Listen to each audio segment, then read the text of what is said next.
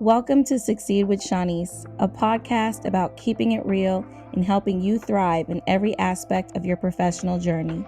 I am Shanice, the CEO, sharing my unique perspective as a Black woman in HR and business ownership, and spotlighting conversations where BIPOC experiences in the workplace are shared, valued, and celebrated. Thank you again for tuning in to Succeed with Shanice.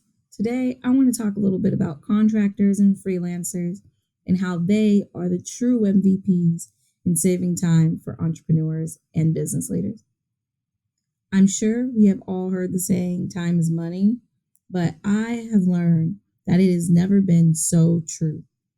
Being able to have control of my time and space to use my time wisely has greatly helped in me growing not just myself as a professional, but also as a business owner.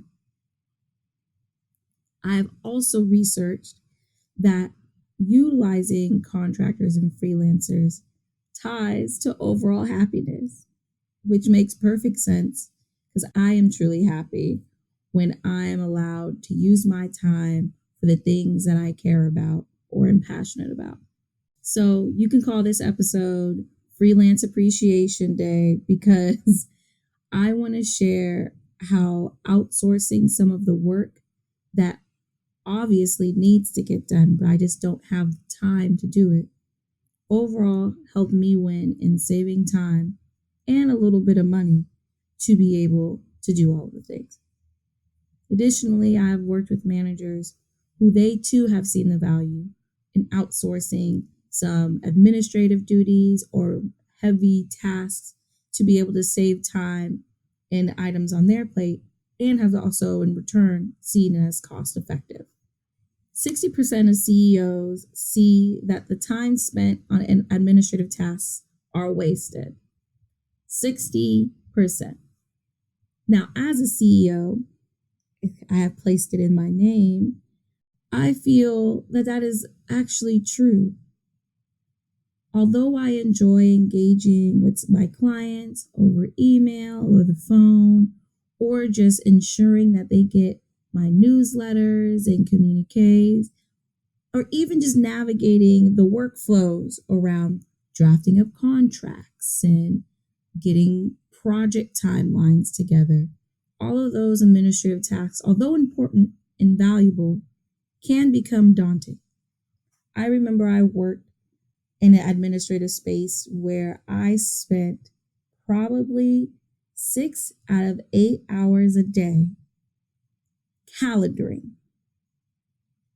And this was before Google Calendar and all of the enhancements that it has with like appointment bookings and things like that.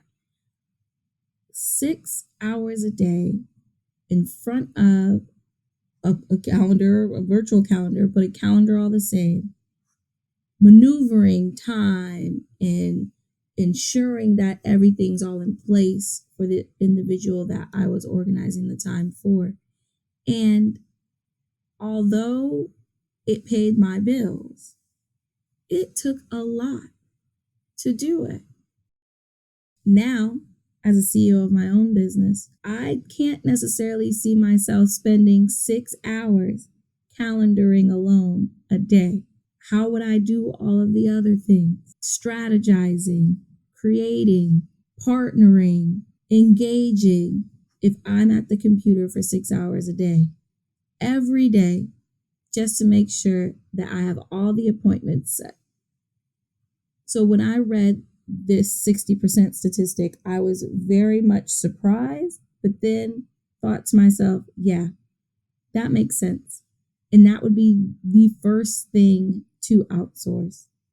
So as again, like I said, this being freelance appreciation, I fully support going out there and finding a contractor that can handle those administrative tasks and alleviate some of the time and burden for those things. For example, I decided that I am not skilled in social media management.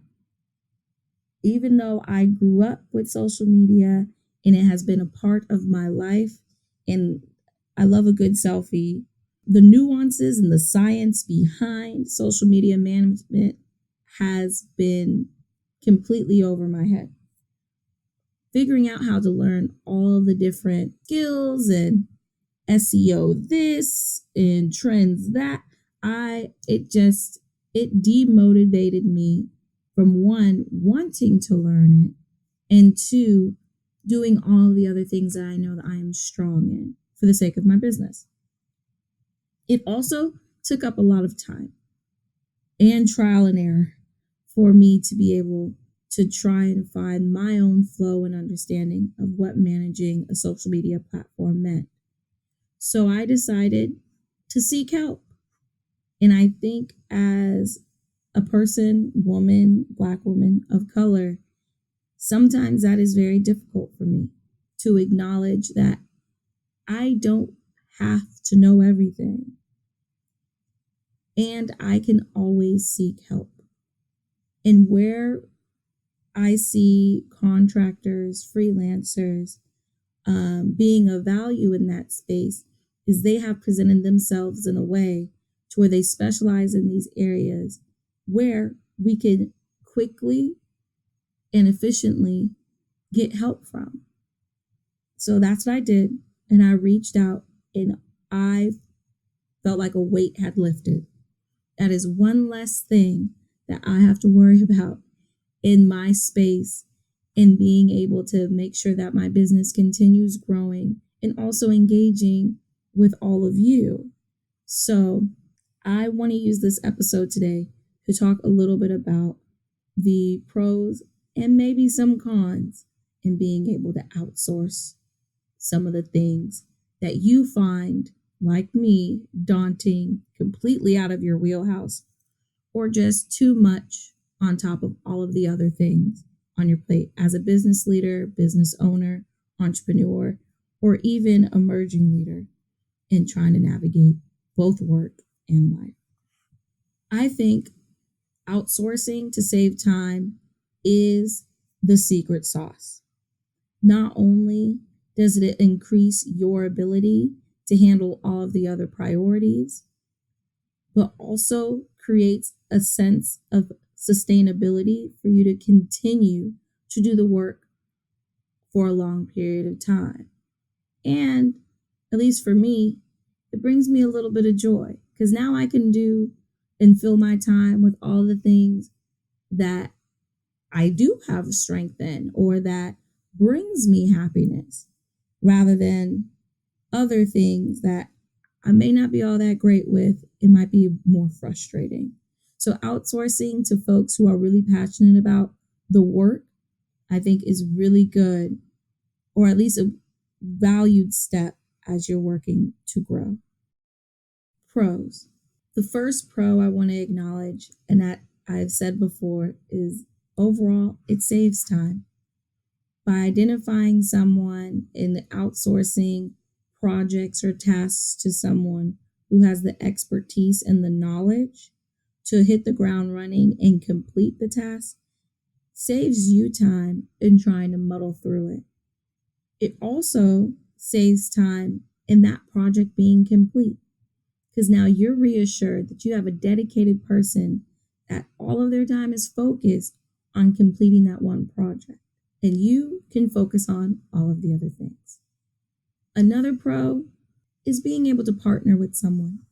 Sometimes it's good to bring someone into a project with fresh ideas, especially when they're bringing ideas from a space of their own knowledge and skill set that they've studied. So finding an expert in a specific field and partnering with them also generates quality in whatever that task or that project is for you and your goals. So by identifying a contractor that basically knows what they're doing also helps in making sure that you have quality deliverables when everything's said and done. And my third point for the pros is you're feeding into another business. Why not? I find it really rewarding when I'm able to use some of what I have to be able to help others. So, and again, as a business owner who does freelance work, by me having the opportunity to help a fellow freelancer is a win in my book. So you can also think about it as an opportunity in giving back to the economy where you are supporting other business owners and freelancers, possibly like yourself, who are navigating the same space as you are, just in their own special right.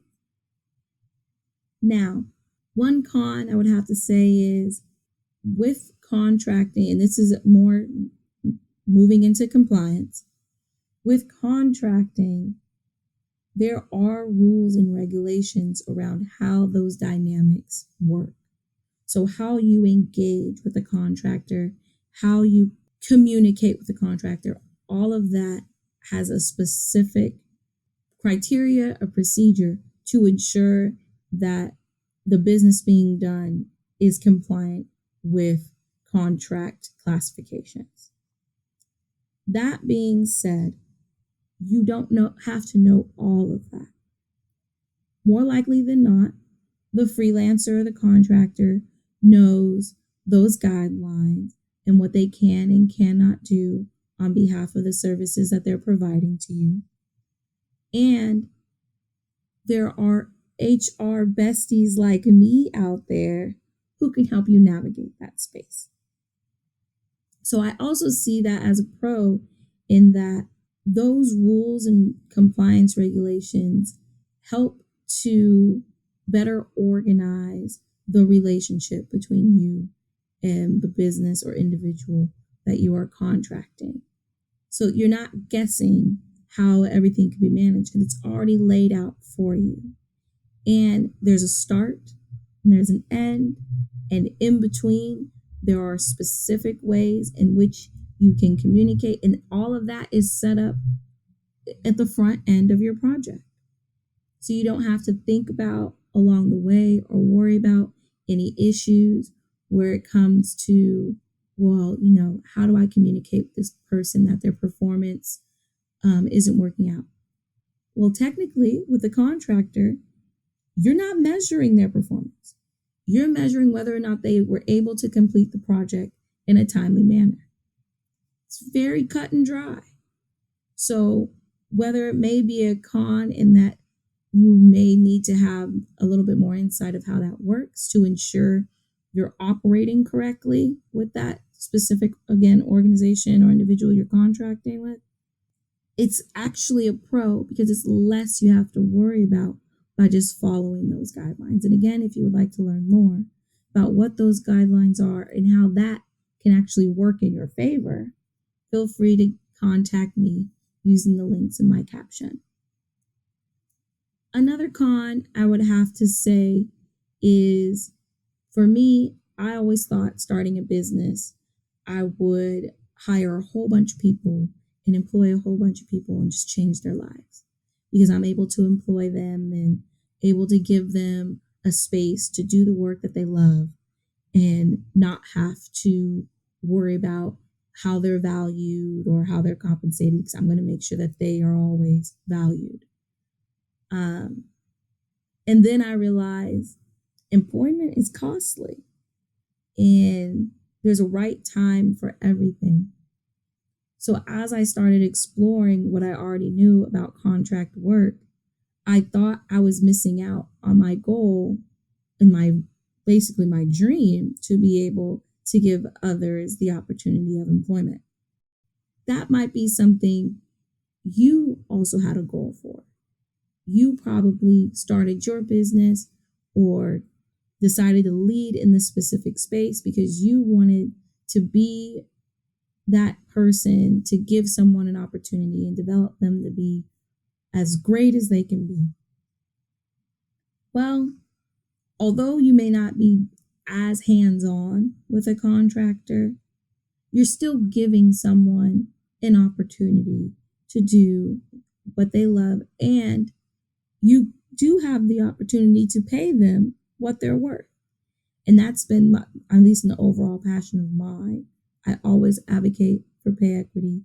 So being able to make sure that every decision that I make when I'm partnering with other organizations and individuals is that I make sure that I'm paying them their true value.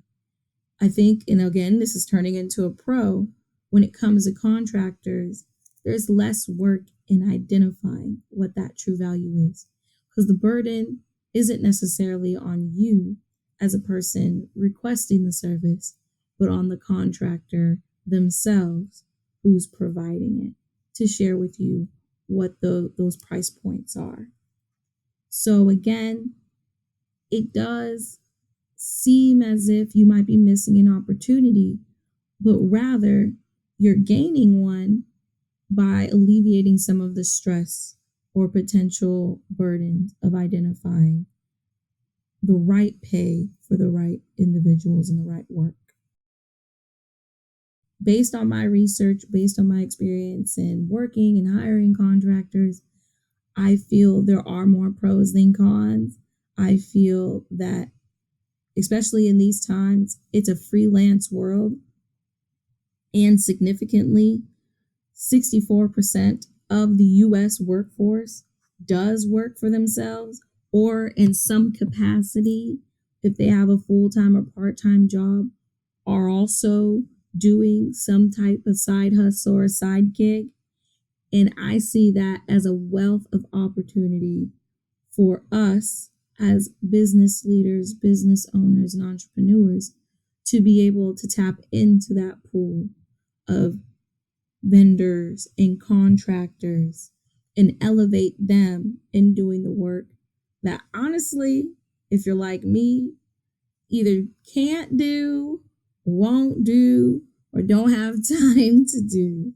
So if you ever want to talk about or have more questions about what it means to hire on contractors, or at least want to explore how that can look in your own business model, I am here to help you. Your HR bestie has all of the compliance information to make sure you have the right understanding of how that can work for you, but also have the right tools such as templates of contracts, what forms you need to support the contract relationship, and things like that. So feel free to, if you haven't already, subscribe to Succeed with Shanice and reach out to me, and I'm happy to have further conversation with you about that. Now, at this time, I think I'm out of time. So I thank you again for listening in to Succeed with Shanice. Today was about supporting all the contractors out there because I hold them dear to my heart as they help me in building my own wealth and my own success. So I thank y'all, all you freelancers out there. And if you are considering acquiring a contractor or a freelancer, but not really sure where to start, or you have acquired one, but you just want to make sure you're in alignment with some of your state or local compliance regulations, reach out to me. I got your back. And I encourage you to subscribe to my podcast to hear more tips and tricks on how we can navigate this space together. And again, as always, I appreciate your feedback. Submit your suggestions, ask your questions. This podcast is for you. So let me hear your voice or read your emails, and I'm happy to make sure that I acknowledge them in my next episode. So thank you again for tuning in.